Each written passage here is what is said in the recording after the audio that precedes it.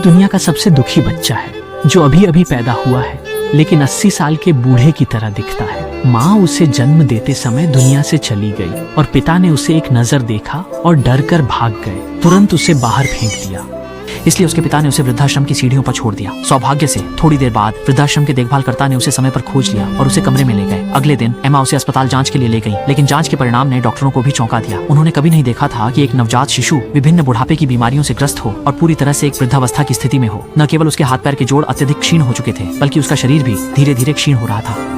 इसलिए डॉक्टर ने निश्चित रूप से कहा कि बच्चे की उम्र ज्यादा नहीं है और तुरंत उसे छोड़ने की सलाह दी। लेकिन एम्मा के पहले से ही 5 बच्चे थे और बच्चे का आगमन उसके लिए जैसे ऊपर वाले का दिया हुआ तोहफा था, वो उसे छोड़ना नहीं चाहती थी। इसलिए उसने इस अजीब से दिखने वाले बच्चे को गोद ले लिया और उसका नाम बेंजामिन रखा। समय के साथ पलक झपकते ही 7 साल बीत गए और वह छोटा बूढ़ा बच्चा डॉक्टर की भविष्यवाणी के अनुसार ज्यादा दिन नहीं जी सका। और पालक माँ की देखभाल में बेंजामिन की बुढ़ापे की बीमारियां चमत्कारिक रूप से धीरे धीरे ठीक होने लगी। हालांकि वह 7 साल का हो चुका था, लेकिन उसका चेहरा अब भी झुर्रियों से भरा हुआ था। वह न तो स्वतंत्र रूप से भोजन कर सकता था, न ही स्वतंत्र रूप से चल सकता था। इसलिए उसका बचपन केवल व्हील चेयर पर बैठकर वृद्धाश्रम के बूढ़े और बूढ़ियों के साथ ही बीता।